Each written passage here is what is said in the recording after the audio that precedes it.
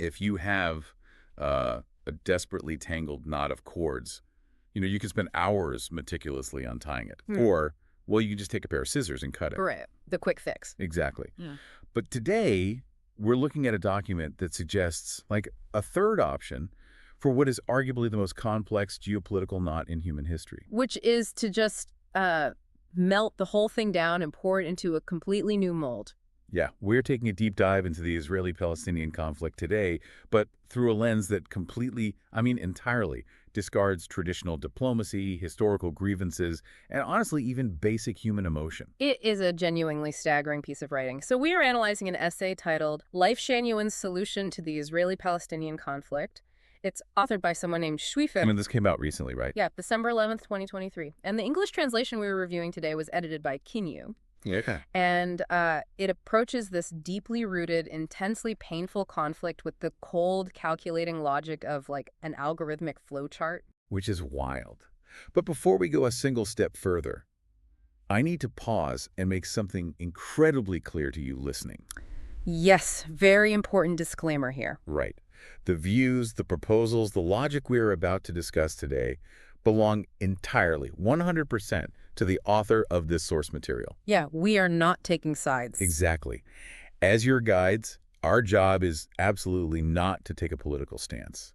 We are not endorsing these ideas. We certainly aren't presenting them as practical policy. Not at all. We are just stepping inside this author's rather extreme thought experiment to impartially map out their logic. We just want to understand this specific, unique perspective, no matter how unconventional it gets. And unconventional is really putting it mildly. Seriously. But to understand the massive logistical leaps the author makes later in the essay, we actually have to start at their baseline premise. Which is surprisingly wholesome. It is. The stated ultimate goal here is something anyone would agree with. The author wants to ensure that every Jewish person and every Palestinian lives safely and happily. They look at the conflict not through modern political definitions, but through this ancient familial lens. They point back to Abraham. They do. Yeah. Feng states that Jews and Palestinians share the exact same ancestor. So it's not a clash of civilizations to them. Exactly. It's a family feud, a dispute between brothers. And taking it a step further, the author asserts that the Promised Land fundamentally belongs to both groups. Both of them, not partitioned. Right, not split by a wall, but belonging wholly to both. Therefore, the very desire of either side to eradicate or remove the other is, in the author's eyes, a complete fallacy. Okay, let's unpack this, because on the surface, that sounds incredibly peaceful. It really does. It sounds like this beautiful philosophical plea for brotherly love, coexistence, recognizing our shared humanity, all that. But the moment the author moves from that peaceful ancestral premise to their actual proposed solutions, the essay just rapidly escalates. It goes from 0 to 100. Yeah. It turns into this mind-bending sequence of massive if-then scenarios. It stops reading like philosophy and starts reading like a computer program trying to debug a human crisis. That algorithmic approach is what defines the entire document. It's a cascading series of diplomatic triggers. Like, if A fails, execute B. Exactly. If B fails, execute C.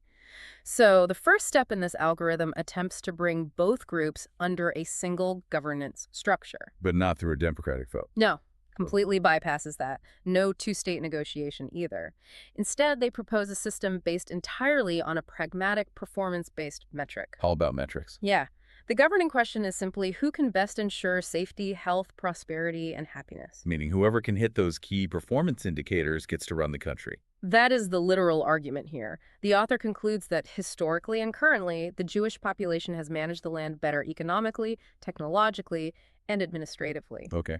Therefore, Sofeng's initial proposal is that all Palestinians should fully integrate into Israeli society as Israeli citizens. Just a complete integration. Yes.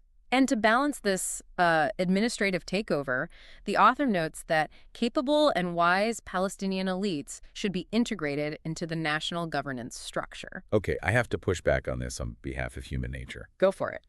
There is such a chilling, cold pragmatism here. It's like a corporate merger where one side has declared the acquiring company simply based on, like, quarterly earnings. Right, like looking at a spreadsheet. Yeah, you can't just look at a nation state and say, well, their GDP is higher, their tech sector is booming, so they get to be the board of directors now. It completely ignores the human element. It bypasses the deep historical, emotional, and cultural ties both peoples have to sovereignty and self-determination. What's fascinating here is how this really reveals the author's overarching worldview. How so? Well, they are actively attempting to strip away historical grievances. No religious claims, no emotional trauma. Just erase it. Yeah, they want to replace all that messy human reality with strict utilitarian administration. The author views governance not as this sacred expression of national identity, but just as a public utility. Like running a power grid. Exactly. It's like running a water treatment plant. You hire the most efficient engineers to run the facility, and you expect everyone else to simply be grateful the water is clean. Regardless of who is in charge. Right. But the author has to know Israelis and Palestinians won't just agree to this on paper. I mean, people don't act like spreadsheets. No, they don't. A population doesn't just wake up and say, your administrative infrastructure is highly efficient. I will gladly abandon my multi-generational quest for national sovereignty. The human friction there is insurmountable. And the author actually completely anticipates that friction. Oh, they do? Yeah, they acknowledge that this purely logical integration might be entirely rejected. The Palestinians might refuse to integrate under that system, or the Israelis might refuse to absorb millions of new citizens. So what happens then? Well, rather than attempting to mediate that stubbornness, the author's algorithm simply triggers the next if-then clause. Here we go. They immediately pivot from local reconciliation to global redistribution. This is where the logistics get totally wild. Because if the local merger fails, the author zooms out, right? Right. They look at the global reaction to the concept. Yeah, looking at the United Nations, international protests, all of that. And they observe that at least 30 countries have openly shown support for Palestine and condemned Israel on the international stage. So the author applies their signature utilitarian logic to that international support. The essay argues that Palestine cannot militarily surpass Israel. Okay. So if these 30 vocal nations truly care about the safety and well-being of the Palestinians, the solution is mathematically obvious to the author. Just relocate them. Yes, relocate all 6 million Palestinians currently living in the region to those 30 supporting nations. Wow. And if you run the math provided in the source document, dividing 6 million people among 30 countries means each nation would need to absorb roughly 200,000 refugees. And the author states this would neatly and cleanly, quote, resolve the issue. It is breathtakingly pragmatic, but it entirely ignores the reality of international diplomacy and domestic infrastructure, for that matter. Oh, completely. This is basically calling the bluff of international allies. It's like when an acquaintance says, "Oh man, let me know if you need absolutely anything." Right, just being polite. Yeah, and you respond with, "Great, I need you to come over right now and help me move a piano up 5 flights of stairs." Exactly. The author is actively testing whether vocal political support translates to material economic sacrifice at home. Taking in 200,000 refugees is a massive shock to any country. Where do they live? Who pays for healthcare? Right. How do you integrate them into the local economy? And the thing is, the author is deeply cynical about that exact gap between rhetoric and action. They know it's a huge ask. Yeah, they explicitly state in the essay that these countries might just be paying lip service. The author suspects that a supportive UN resolution is very different from actually opening your borders and straining your own resources. They're totally testing the sincerity of the international community. Exactly. So if the friend won't help move the piano, if those 30 countries refuse to take on the massive infrastructural burden of absorbing the Palestinians, the algorithm doesn't stop. No, it just triggers the next massive logistical pivot. And this time, it swings in the exact opposite direction. It focuses entirely on Israel's most prominent ally. The focus shifts directly to the United States. Right. The author reasons that the U.S. is Israel's strongest supporter, the country is geographically vast, and it possesses immense resources. Which is true. So if local integration failed and the 30 pro-Palestine countries failed, the U.S. should prove its loyalty by accepting all 9.7 million Jewish people and relocating them to America. Wait, I have to stop. The author actually suggests a full-scale geographic swap, moving almost 10 million people across the Atlantic Ocean. That is precisely the proposal. That is insane. The author argues this would actually strengthen the United States by absorbing a highly capable population, but that is only the first half of this geopolitical equation. All right, the second half is what really caught me off guard. Yeah. Because Sufeng looks back at the United States and notices the widespread, very vocal, pro-Palestine protests happening on college campuses and in cities across the country. Right, the activists. Yeah. The author suggests that these protesters, these, quote, sincere individuals who are marching and advocating for Palestine, should prove their absolute dedication by physically moving to Palestine to aid in its development. If we connect this to the bigger picture, the author is proposing an ideological population swap on a scale that defies comprehension. It's unbelievable. The Jewish population vacates the land entirely and moves to America. In return, American activists and protesters move to the Middle East. Just trading places. Yeah. The author even points out that with the Jewish population gone, there would be numerous vacant houses, modern facilities, and established infrastructure readily available for these American protesters to simply walk into and use. The sheer audacity of that thought experiment is staggering. It directly challenges the conviction of Western protesters. It does. It's essentially asking, are you willing to literally trade your comfortable life in the West to build the nation you are protesting for? Putting your money where your mouth is, basically. Yeah, but treating human populations like interchangeable pieces on a chessboard is wild. Yeah. You can't just funnel thousands of American college students and activists into the Middle East and expect them to seamlessly run a nation state just because the buildings are already there. It highlights a recurring philosophical theme in this essay, though. What's that? The author fundamentally believes that geography is entirely secondary to safety and prosperity. To Swefeng, a house is just a house. A hospital is just a hospital.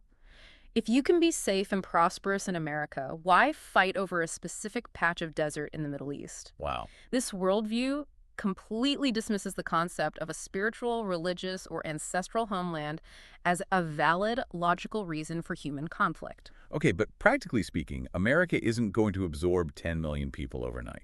Obviously not. And 10 million people aren't going to willingly abandon their ancestral home just because a spreadsheet suggests it's more efficient. Right. And the author has to know the U.S. might lack I think they put it in the essay as the courage and openness to execute this massive swap. Which brings us to the final contingency in the algorithm. The last resort. If the U.S. refuses, the author turns to one last, highly specific geographic alternative for the Palestinians. The focus shifts to Russia. Siberia specifically. Yes. The author suggests Russia should step up and accept the 6 million Palestinian immigrants. Why Russia? Well, they provide very specific justifications. Russia has vast, undeveloped territory in Siberia. They have a declining population and insufficient military manpower. Okay.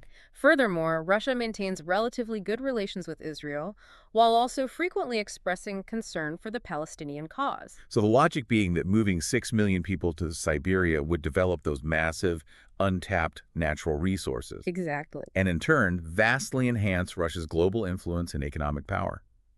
The essay presents this as a perfectly balanced equation. A win-win-win. Beneficial for Israel, beneficial for Palestine, beneficial for Russia.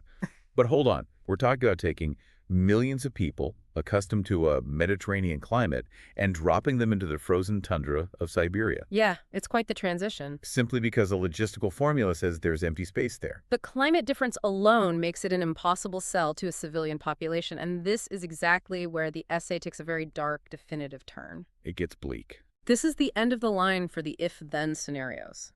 The author states that if Russia refuses to accept these immigrants, or if the Palestinians flat out refuse to relocate to Siberia, then Lifechanyuan's diplomatic solutions are officially exhausted. There are no more backup plans. None. The algorithm runs out of code. And the final ultimatum is delivered. The author states that if all these rational logistical options fail, the last resort is war. War. Not just low-level conflict, but using the most brutal means directly. The exact phrasing in the translation is chilling. The author writes, "As history has shown us, where civilization fails, barbarism becomes the most direct and effective way to resolve disputes." It reveals a deeply pessimistic, incredibly stark view of human nature and history. Yeah. Notice how the author defines civilization in that sentence, though. How so? Well, to them, civilization isn't about culture, art, or shared heritage. Civilization is this grand, logic-driven social engineering, massive relocations, utilitarian governance, the ability to completely set aside human emotion for the sake of pragmatic survival. So what does this all mean? When I read that final sentence about barbarism, it felt like the author only sees two possible modes of human existence. with absolutely zero gray area between them. Right, the binary. Mode 1 is total emotionless logic. We all agree to act like chess pieces, we pack our bags, we move to Siberia or America, we merge our governments based on quarterly GDP, and we survive. And mode 2? Mode 2, if we refuse to act like logical chess pieces, is total destruction, barbarism.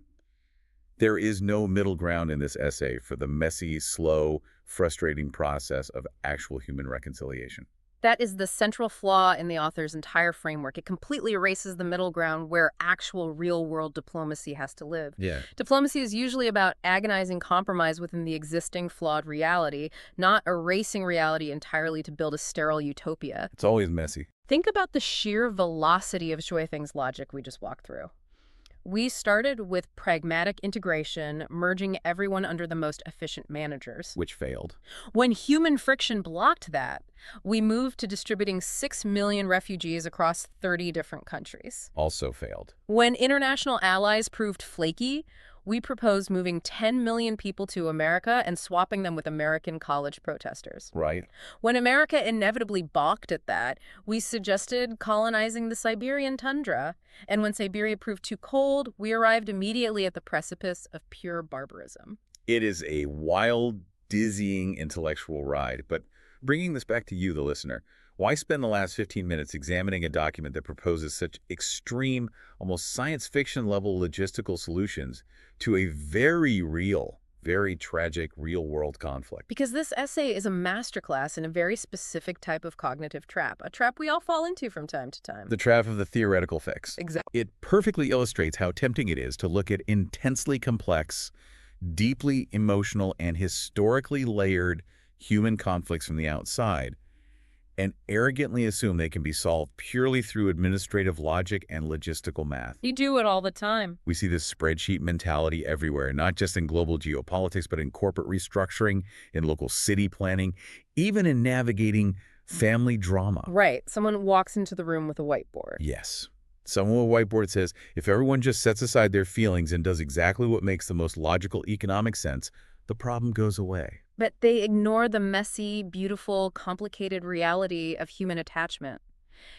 People are not fungible assets to be reallocated. No, they aren't. A person's attachment to their home, their identity, their ancestral history, their pride, these are not extraneous variables you can just delete from an equation because they make the math too difficult to solve. It goes right back to that tangled knot we talked about at the very beginning of the deep dive. The knot of chords. Yeah.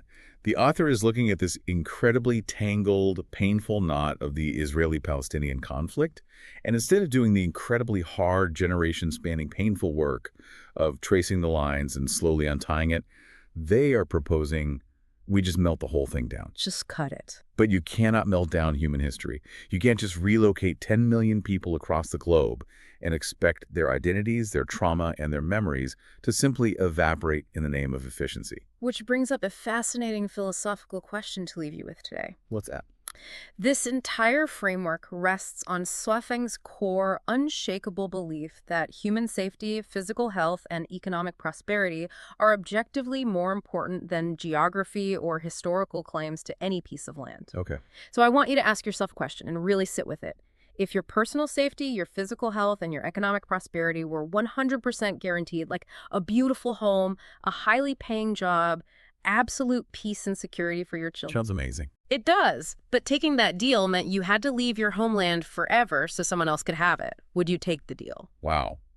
That is a heavy proposition. And if your answer is no, if you wouldn't trade your home, your community, and your history for a guaranteed, sterile utopia somewhere else, what does that tell us about the absolute limits of pure logic when we try to solve human conflicts? That is a deeply uncomfortable but entirely necessary question to ponder.